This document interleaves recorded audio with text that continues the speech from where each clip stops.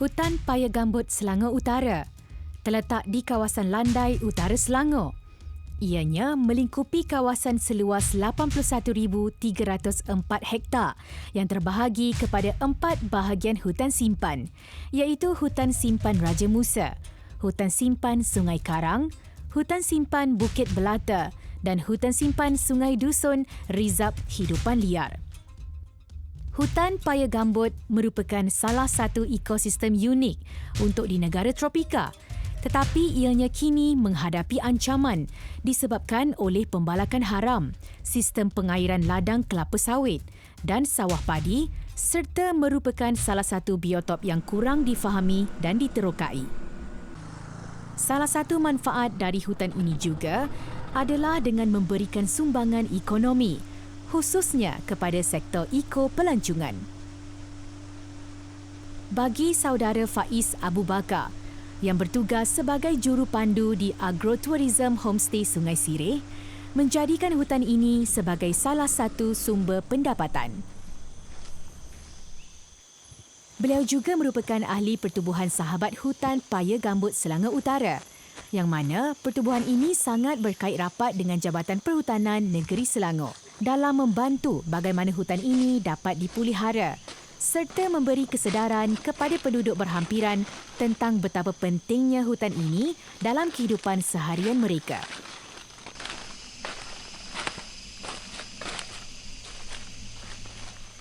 Dalam hutan Simpan Paya Gambut ni juga terdapat beberapa jenis pokok yang besarlah.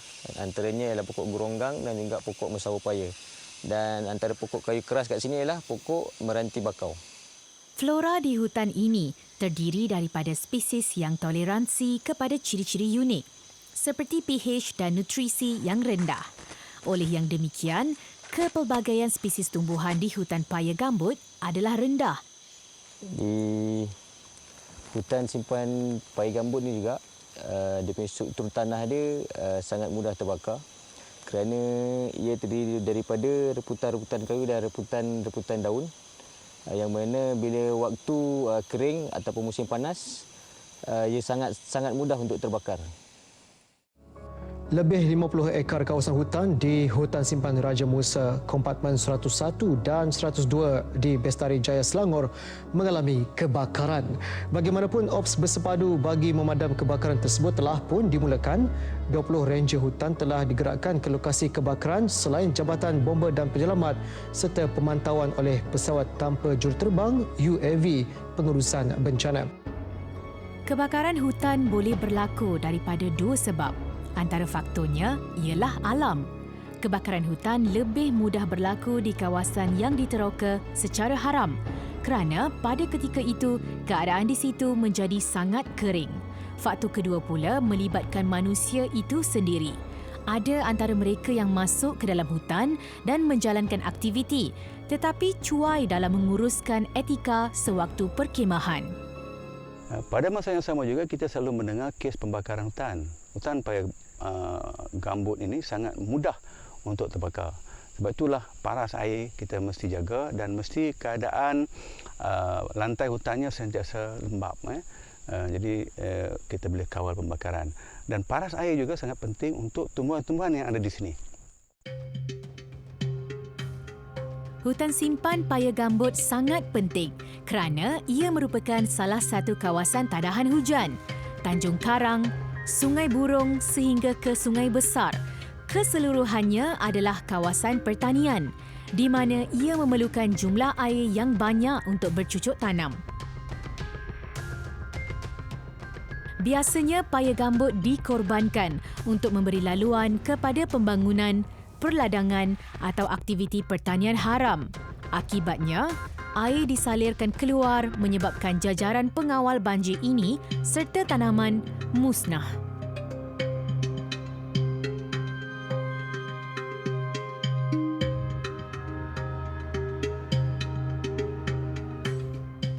%70 daripada air hujan yang turun disimpan di dalam pokok dan pokok melepaskan perlahan-lahan ke kawasan sungai ataupun terus ke laut.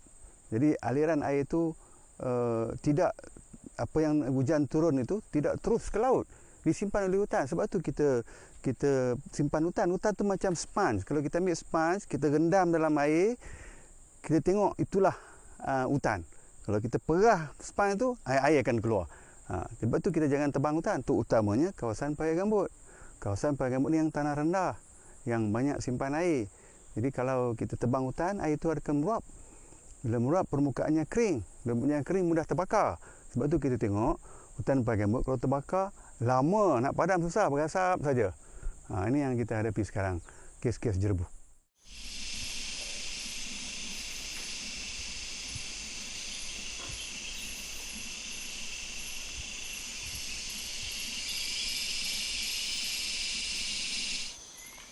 Global Environment Centre atau GEC dengan kerjasama Jabatan Perhutanan Negeri Selangor sedang giat berusaha untuk memelihara kawasan hutan simpan ini.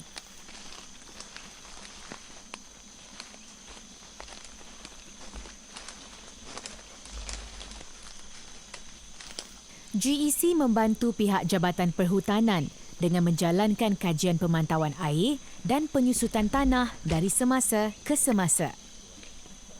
Selepas mendapat data, pihak GEC akan membuat analisis tahunan yang terdiri dari hasil pengumpulan data yang memakan masa berbulan-bulan lamanya. Analisis ini akan dikongsi bersama Jabatan Perhutanan bagi memudahkan proses pemantauan keadaan air bawah tanah serta kadar penyusutan tanah di bawah paras bahaya atau tidak.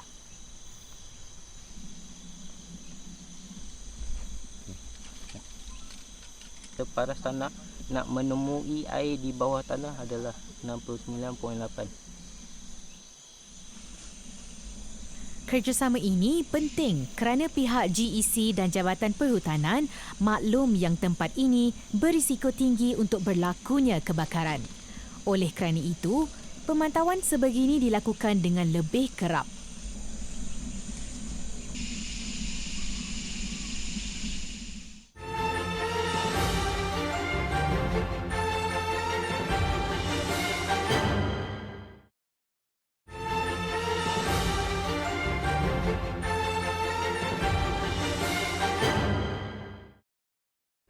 Dalam keadaan alam yang tidak terganggu, paya gambut menjalankan fungsi yang sangat penting untuk ekologi sejagat. Ianya merupakan habitat penting pelbagai flora dan fauna yang sebahagiannya sangat unik dan endemik.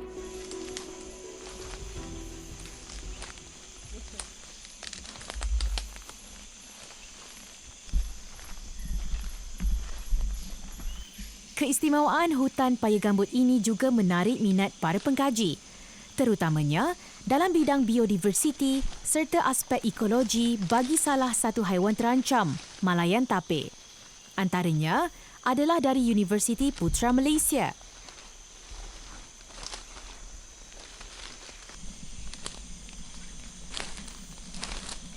Kenapa hutan ni? Sebab ada kajian sebelum ni. Kajian tu boleh katakan kajian pertama yang mengkaji biodiversity dekat kawasan paya gambut. Mereka mendapati melalui kajian mereka kawasan ni diduduki sebanyak 16 spesies, mammal species.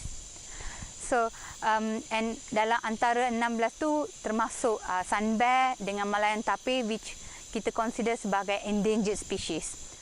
Untuk camera trap ni kita akan set 1 minit as a picture and then kita bagi interval 30 seconds. Okay, so lepas you dah set time, okay, this is on. So lepas dah set, make sure you on. Lepas tu close properly dan kita Bagi menyokong pendidikan yang berkesan, maklumat saintifik terkini, terutamanya berkaitan ekologi setempat, mestilah lengkap.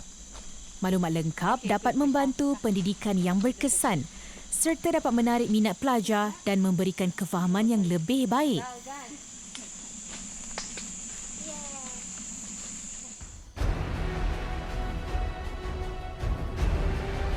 Terbukti, rakaman menunjukkan hutan ini masih kaya dengan kepelbagaian spesies haiwan mamalia seperti tapir, beruang matahari, babi hutan serta monyet adalah antara yang berjaya direkodkan. Penting untuk kita untuk preserve kawasan ni sebab ini meliputi diduduki oleh pelbagai jenis haiwan dan juga dikatakan sebagai reservoir for carbon dioxide. And then kita boleh jadikan Paya Gambut sebagai kawasan untuk membuat education program dan conservekan spesies-spesies yang threatened yang saya cerita sebelum ni untuk protect in the future. Mengenai hidupan akuatik pula, Hutan Simpan Paya Gambut Selangor Utara setakat ini berjaya merekodkan sejumlah spesies-spesies ikan, antaranya adalah endemik. Endemik bermaksud ianya tidak akan dijumpai di tempat-tempat lain di dunia, melainkan di sini.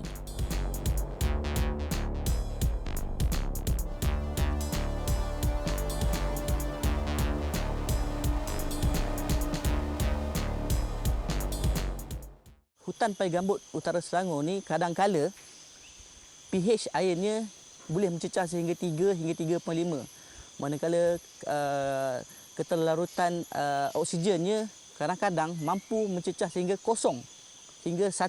Maksud kawasan ini sangat unik. Walau bagaimanapun terdapat pelbagai spesies ikan yang mampu hidup di kawasan yang pelik ini. Okey, saya bagi contohnya ikan-ikan endangered, ikan-ikan terancam. Contohnya beta livida, ikan paros, Paramenus hawaii. Kita dapat lihat dua spesies ini dikategorikan sebagai endangered, terancam. Yang selain daripada itu, beta livida ini tidak dapat dijumpai di tempat lain di dunia. Hanya di Selangor, di selatan Perak sehingga ke kawasan Sepang. Jika kawasan ini musnah, habitat ikan ini akan musnah dan akan pupus daripada muka bumi ini. Hari ini, sekumpulan penyelidik dari UPM, UNICEL dan UMT ditemani oleh saudara Ilham Nur Hakim atau lebih dikenali dengan nama Citizen Scientist dan panggilan yang paling popular, Abang Ikan. Beliau seringkali dijemput bekerjasama bagi membantu dek kepakarannya dalam mengenal pasti habitat-habitat ikan, terutamanya spesies-spesies yang sukar didapati dan pengalaman beliau yang sangat luas dalam dunia akuatik. Banyak ikan. Sebagai orang awam, beliau memberi contoh yang paling baik dalam usaha untuk memperbanyakkan kajian, merekod, membantu pengkaji dalam mendapatkan bahan uji kaji serta tanpa lelah melindungi ikan-ikan asal dan endemik ini supaya terus kekal di masa hadapan. Usaha murni mereka seharusnya dicontohi oleh segenap lapisan masyarakat, terutamanya golongan peminat ikan hiasan atau asli Malaysia.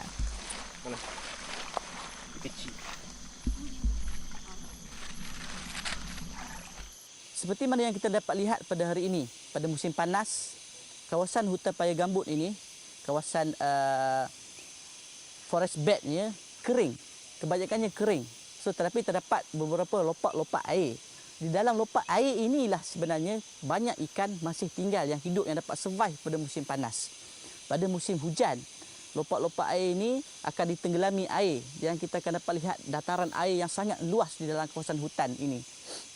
Dan pada masa yang sama juga, ikan-ikan daripada tempat-tempat lain yang berdekatan akan berkumpul di dalam kawasan forest bed hutan ini. Seperti diduga, banyak tangkapan ikan seperti beta livida, beta bellica dan Parus prominus harveyii berjaya ditemui. Ini menandakan yang ekosistem hutan di sini masih terjaga sepenuhnya.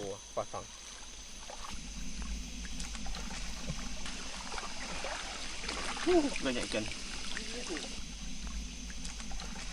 Sebagai orang awam, khususnya peminat ikan hiasan, pada pendapat saya, kita seharusnya ambil tahu kepentingan habitat Paya Gambut di Selangor ini dan kaitannya dengan habitat ikan-ikan asli kita. kerana di kawasan paya gambut ini adalah satu-satunya habitat terakhir bagi ikan-ikan hiasan yang merupakan warisan di Malaysia, dan ia sangat penting sebagai kita rakyat Malaysia untuk terus melindunginya, dan bersama-samalah kita ambil tahu pentingnya hutan ini.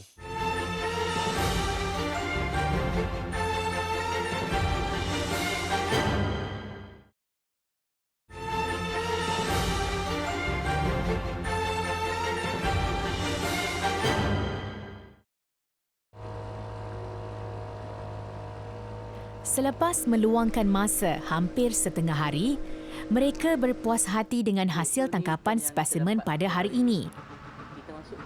Proses seterusnya pula adalah dengan mencatat data dan mengenal pasti spesies ikan.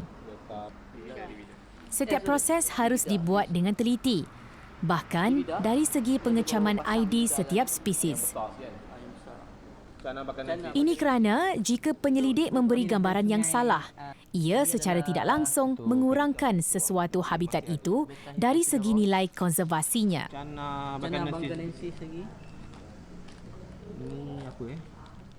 Dengan mewartakan hutan di belakang saya ini sebagai hutan simpan, ini adalah salah satu langkah yang terbaik yang dijalankan oleh Kerajaan Negeri Selangor. Apabila kawasan ini dilarang untuk dimasuki, habitatnya kurang diancam, kehidupan contoh seperti ikan di sana juga kurang diancam, itu akan membantu untuk proses ikan itu terus membiak dan terus banyak di dalam hutan sana tanpa diganggu orang luar dan juga pembangunan-pembangunan lain. Fragmentasi hutan dan kesan dari penebangan hutan telah dikenal pasti sebagai proses yang mampu merebak dengan cepat dan mendatangkan kesan yang paling memudaratkan terhadap kawasan tropika. Hal ini telah menimbulkan satu lagi masalah kepada hidupan liar.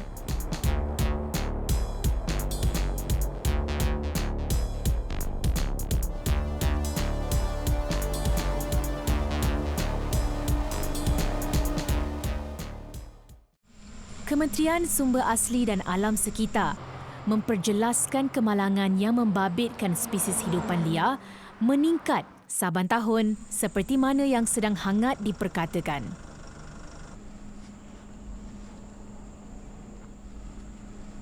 Sebanyak 2,444 kes kemalangan membabitkan 36 spesies hidupan liar telah direkodkan sepanjang tahun 2012 hingga 2017. Di mana silapnya? Ada hutan sebatang jalan dan juga hutan kelapa sawit ni. Jadi apa yang berlaku adalah monyet kera, spesies kera dan juga beruk yang berada di sini adalah haiwan yang dikira sebagai berada di persebaran hutan. Setelah memantau, Dr. Fitri berpendapat bahawa antara pengawalan yang boleh dilaksanakan adalah dengan mengawal populasi haiwan ini dengan membuat penangkapan dan pemindahan. Selain itu, potensi kawalan melalui pembiakan dari segi memberi kontraseptif juga digalakkan supaya kawalan populasi menjadi lebih efektif.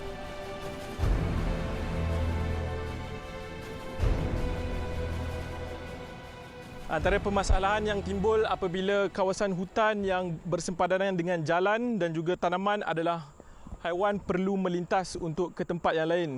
Jadi sebab itu kita menyarankan supaya jangan diberi makan dan juga membuang sampah di kawasan ini supaya haiwan ini tidak melintas untuk pergi mendapatkan makanan dan sebagainya.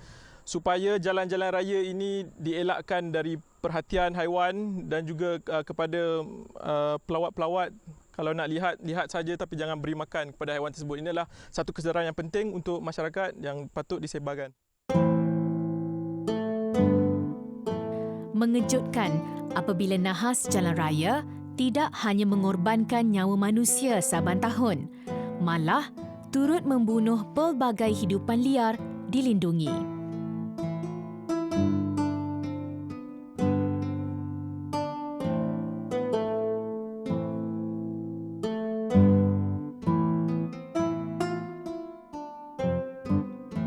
Kepupusan organisma adalah satu kejadian yang tidak berbalik. Dalam erti kata lain, kita akan kehilangan warisan negara buat selama-lamanya jika kita masih leka dan alpa dengan isyarat yang alam telah sampaikan. Tidak dinafikan, pertalian antara alam dan manusia itu sememangnya saling memerlukan. Tapi biarlah berpada daripada nanti tiba. Hilang satu atau dua fungsi mungkin tidak akan memberikan impak yang sangat besar. Akan tetapi, jika terlalu banyak fungsi yang hilang, ekosistem tidak akan berfungsi dengan baik. Kelak, hanya bencana yang menanti kita.